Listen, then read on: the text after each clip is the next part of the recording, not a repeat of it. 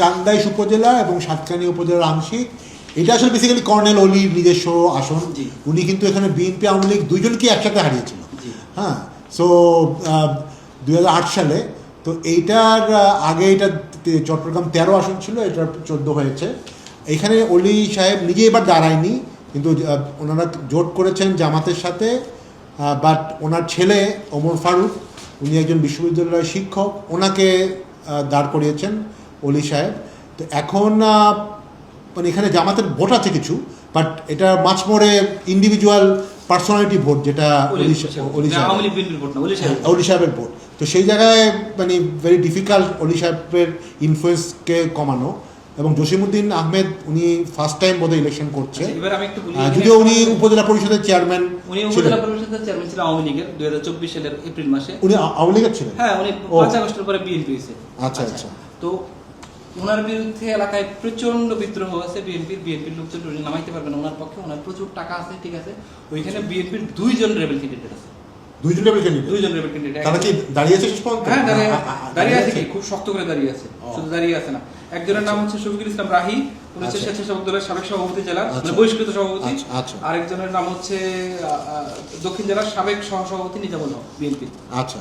তো বিএনপির ভোট যদি 3 ভাগ হয়, আচ্ছা, জসিম তো শেষ পর্যন্ত পাবেই ভোট। হ্যাঁ, তো বলে লাভ নেই। আর কিন্তু আবার সে যেহেতু আওয়ামী লীগের ছিল, তো আওয়ামী লীগের ভোট তো কিছু পাবে, সেই এই আশাতেই আছে আওয়ামী লীগের ভোট পাবে। কিন্তু আওয়ামী লীগের লোকজন তাকে ভোট দেবে বলে আমার বিশ্বাস হচ্ছে না, কারণ সে এইরকম একটা ওভারনাইট একটা 180 ডিগ্রি একটা পল্টি দিচ্ছে। আচ্ছা, কিন্তু বিএনপি তাকে নিল কেন? আসলে বিএনপি আর ভালো ক্যান্ডিডেট ছিল না? বিএনপি তো এই জায়গায় তো কর্নেল অলির ক্যান্ডিডেট হওয়ার কথা ছিল। এটা তো জোটের অলির গিয়ে ছেড়ে দিয়েছিল। অলি সাহেব তো 27 তারিখ চলে গেছে বিএনপি কে ছেড়ে। না, অলি সাহেব তো অনেক আগেই যাবে করছে। অলি সাহেবের 2টা আসন ছাড়া ছিল, চট্টগ্রাম কুমিল্লা 7 আর হচ্ছে চট্টগ্রাম 14। কিন্তু ওনার মহাসচিব যেদিন ওনারা ডিচ করে জয়েন করে ফেললো বিএনপিতে, ওই দিন উনি ক্ষোভে চলে গেছে। আচ্ছা। তো বিএনপি এখন নার্সিং করেনি, কারণ ওই ইলেকশন করবে। তো এখন একটা প্রার্থী দিল আর কি। আচ্ছা আচ্ছা, এটা খরচের খাতার হিসাব। আচ্ছা, but do you expect or predict that এটাতে ওমর ফারুক বা এলডিপি জিতবে? ওলি সাহেব ক্যাম্পেইন করলে জিতবে। ওলি সাহেব ক্যাম্পেইন করছেই। ওলি সাহেব ক্যাম্পেইন করলে জিতবে।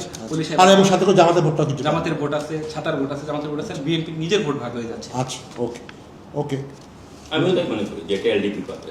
এলডিপি পাবে। আচ্ছা, আপনি কি মনে, তাহলে আপনারা ধরে নিচ্ছেন এলডিপি, জ্যোতি এলডিপি, আমিও এটা মনে করছি আসলে এলডিপি না পায় তাহলে এলডিপি পার্লামেন্টে যেতে এটাই তার একটা আসন। সেটাই। সো আমরা তাহলে এরপরে চলে আসি চট্টগ্রাম।